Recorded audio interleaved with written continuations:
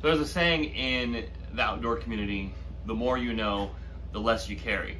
So I posted that on Facebook recently to kind of get everybody's opinion on if they believe that's actually a thing or not. Because most of us, myself included, sometimes carry big backpacks full of stuff for a single overnight trip.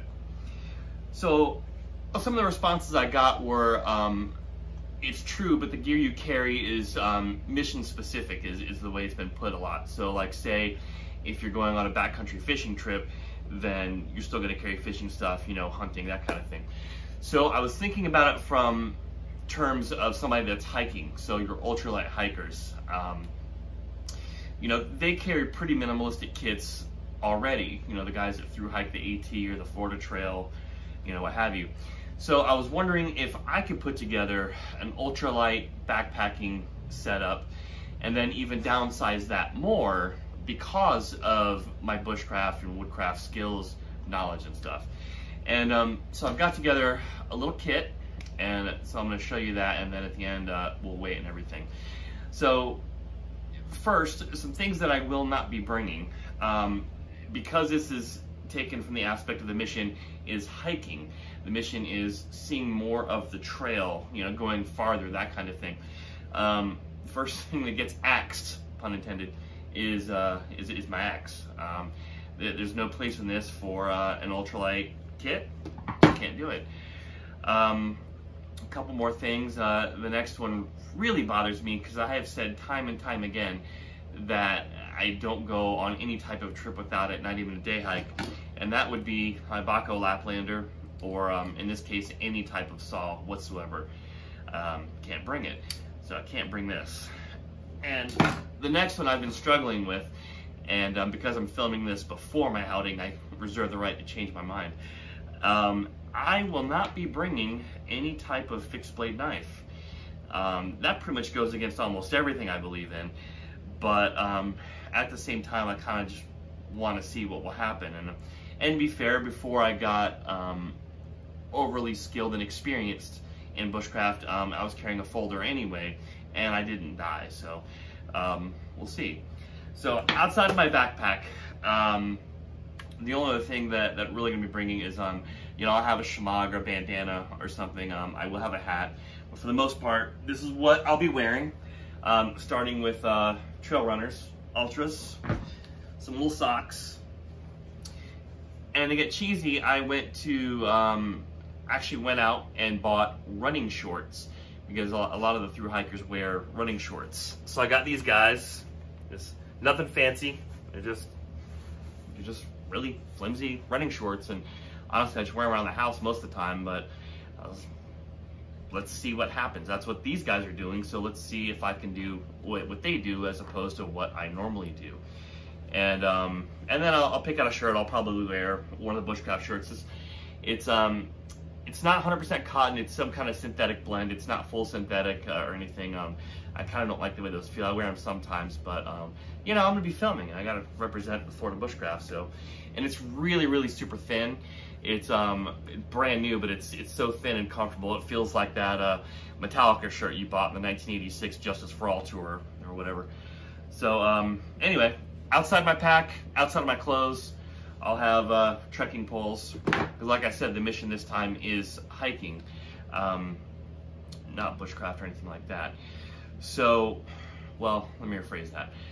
There is still going to have to be an element of bushcraft. I've been thinking about this quite a bit too, because it's not so much of a straight, I mean, it is a straight hiking trip, but there still has to be an element of that, so it could be a hybrid of both hiking and bushcraft. So I've been thinking, on this trip, I've been setting ground rules for myself. So depending on how early I get out is going to determine how many miles I think I need to do that day for it to qualify. So say I'm there at 7 in the morning, the sun's coming up and I'm hitting the trail. That's going to have to be a 15 to 20 mile day for it to qualify. If I get out there super late, noon, something like that, then I'm going to back that up to 5 or 10 miles. Just for time constraints, you know, that's really the thing with that. So that's going to be the hiking element of this trip. So the bushcraft element is 3 things. Number 1, I have to start a fire. I'm not going to use any man-made things to start the fire. No cotton balls, Vaseline. And once we get in the pack, I'll show you what I am going to use. So got to start a fire. What was the other thing? Going to have to do at least some type of foraging. And then number 3, I have to do some type of project at camp. And once again, that's going to depend on time constraints. If I'm out there super early and I hike faster than I think, and I knock out 20 miles in a few hours, and all of a sudden there I am at camp, it's because I'm planning on doing a loop. So I can't do the whole loop because I shut up my car and go home. So I'm gonna have to stop at somewhere to do the camping part of this trip. And like I said, I have no idea how fast I hike. This may take me all day into the night. I may do it really quick in a couple hours. I have no idea. That's one of the things I'm gonna find out. So the project, the third thing with the bushcraft thing is time constraint thing. So if I have a really long time, then you know, I'll do something more extravagant. If it's already dark, then my bushcraft project is going to have to be something short. And I've got kind of a mental list in my head of things that I could do while I'm out there. So that's the bushcraft side. The hiking side is the mileage, the specific gear I've chosen, and one of the things a lot of thru hikers do, instead of cooking, they do what's called cold soaking. So you take your food and whatever container you're using, put the food in the container, your Ziploc bag, whatever, and you add water. You don't heat the water up, you just let it hydrate like that, and they call it cold soaking. A lot of these guys are hiking trails without a stove whatsoever. So I figured I'd give that a shot. I mean, I don't think I'm going to enjoy that, but I mean, you never know till you try it, right? And it's not like it'll kill me, I just may not like it much. And I'm just really curious how I'm gonna do with that whole thing. So those are the bushcraft things, the tools I've shown you that I'm not going to bring. So what can my bushcraft supplement for my hiking? So I already mentioned that I have to start a fire. That's because I will have to have a fire to cook one of my meals. That means out of the hiking list, I'm not bringing a stove. No twig stove, no gas stove, nothing. So I have to cook over a fire at one point. Moose is trying to get his toys. So I will have to cook over that fire. Like I was saying, Moose hit the tripod, so I had to cut and get back into use. So that's what I was able to cut from the hiking list, which is already minimalistic on its own.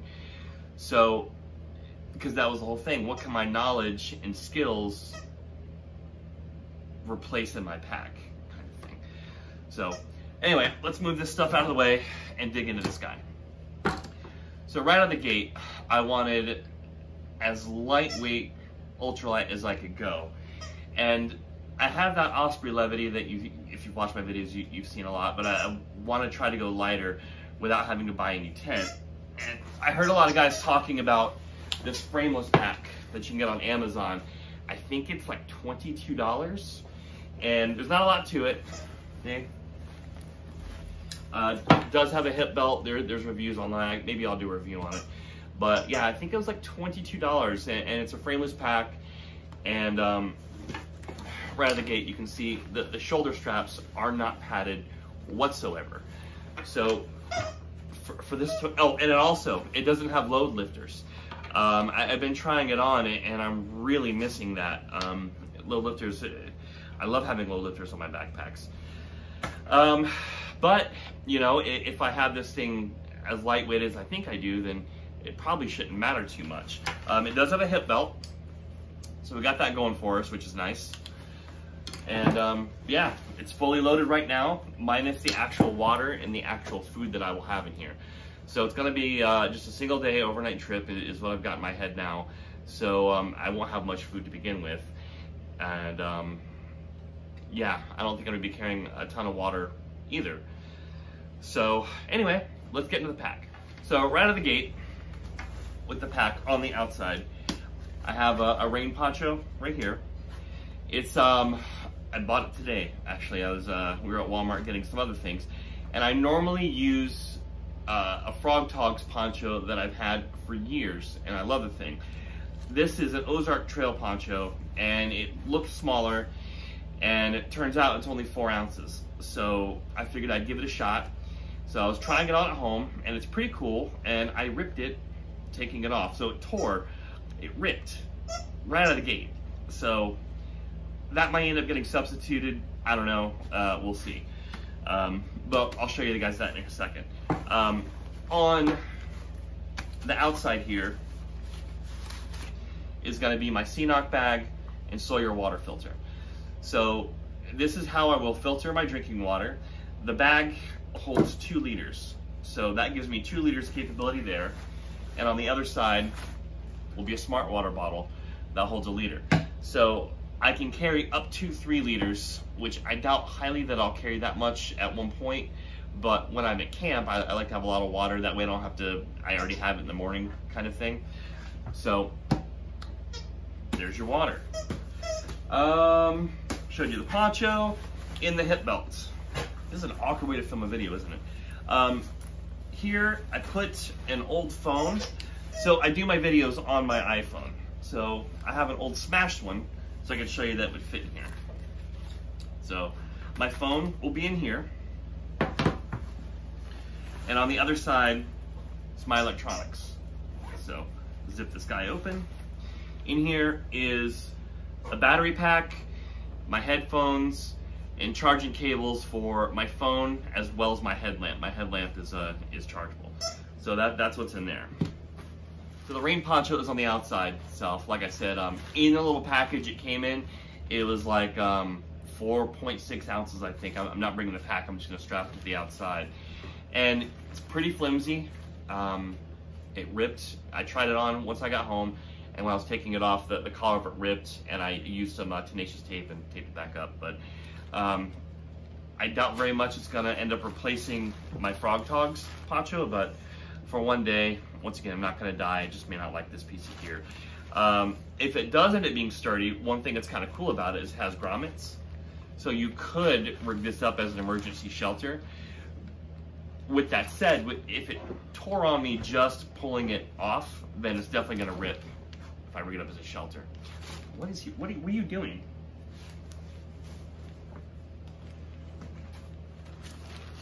Look at this guy.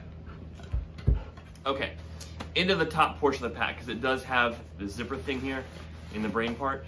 So instead of carrying an extra ditty bag with my ditties, you know, or Possibles pouch with all the stuff, I just utilize this, and cuts down on weight, cuts down on bulk in the pack, not for the ditty bag. Anyway, you get the idea. So what I'm going to have in here, so in here, in this dry bag, is toilet paper and my trowel. So I keep that in here because the last thing I want is my toilet paper to get wet. And I debated on going to a Ziploc bag, which would weigh a few grams less than this, but I trust this more. So, and it's my toilet paper, so. What else? My spoon, which will probably end up in the food bag that I have in here and not in this little bag, but for the video's sake, I left it in here to show you guys. Big thing of paracord. It's there's about 25 feet here, which should be more than enough for me to hang my food. Not that I'm gonna have much food left at the end of the night, but there you go. My headlamp. It's a headlamp.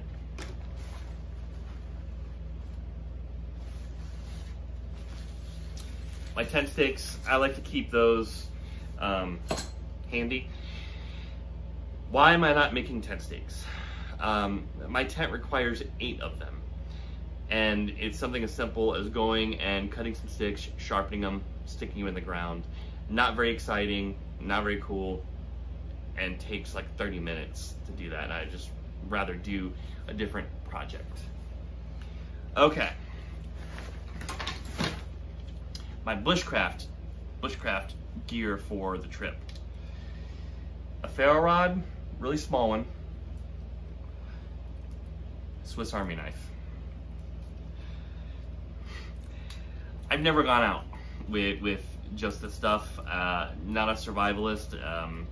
Some of my friends like Aaron could go out with less than this and be more than fine. This is trying to be a realistic hiking kit. A lot of the hikers use a smaller Swiss Army knife. This is just the only one that I have.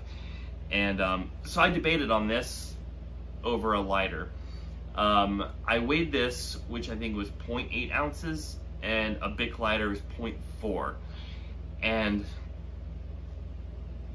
I just trust this more, if that makes sense. I mean, people use lighters all the time and there's no problem.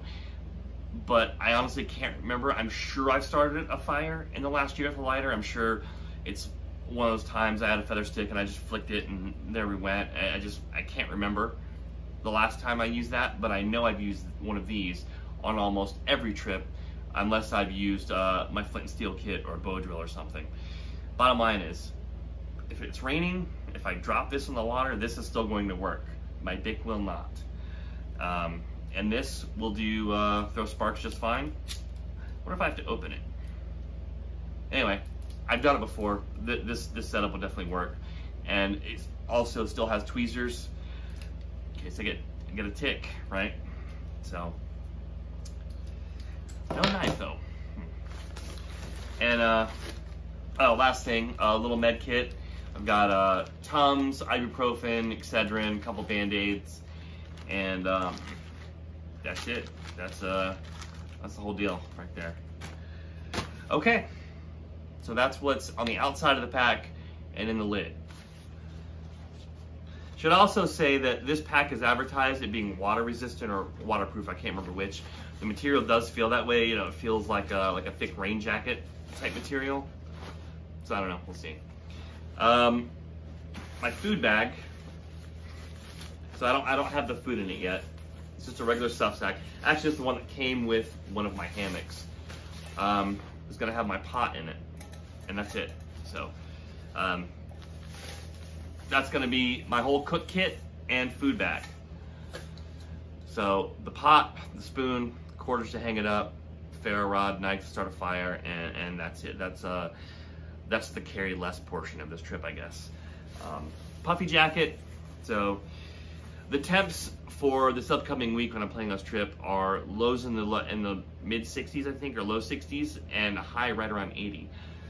I don't even think I'm gonna need this, so I still may not include it in my gear, but for right now, it's in there because we'll see. My tent, I have not bought anything new in a while, so it's still the Lanchan Meyer 2. I will probably at some point buy either the Lanchan 1 Pro or Six Moons Design Lunar Solo. I've been watching some videos on those, and I think for solo trips or maybe even trips with Moose, I think would be okay with that in either of those tents. They're pretty much the same from what I understand. What else? So I've got it lined with a trash bag to get the important stuff.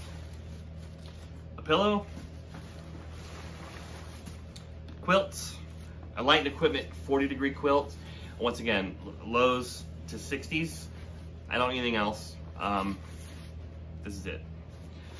And then last but not least, my Thermarest Neo Air Uber Light. That's it. That's the whole kit. That's everything, top to bottom.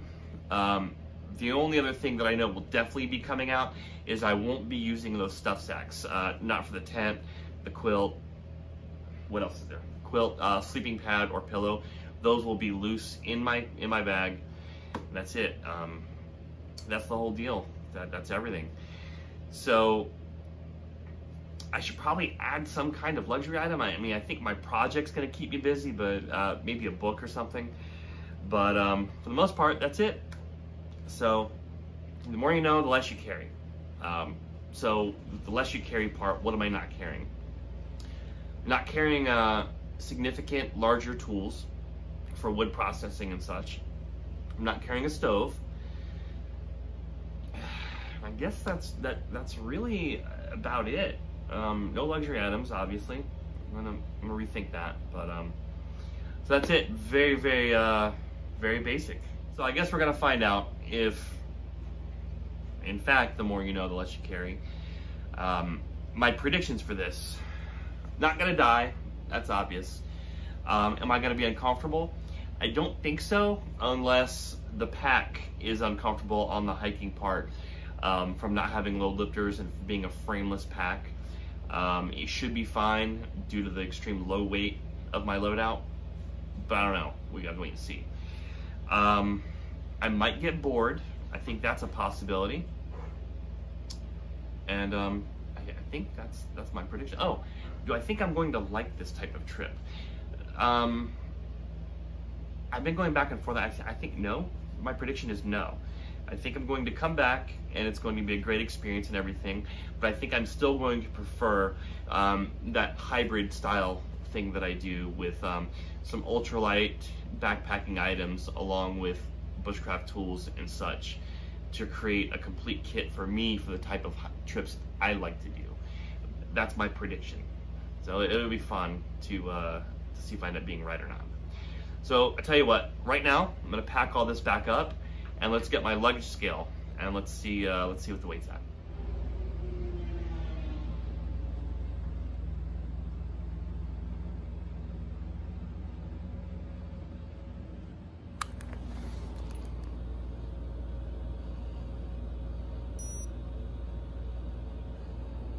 Okay, that's it. 8.66 pounds, fully loaded. If you have any ideas on things that I could have also taken out of my pack or possibly substituted for something lighter, or if there's something you think I should add to my pack, feel free to drop a comment and let me know what you think. As always, like, subscribe, all that, and go outside, go do something. Go for a day hike and practice some skills, learn about something. Go camping with your family, I don't know, just get out there. I really appreciate you guys watching the video, and I will see you next time.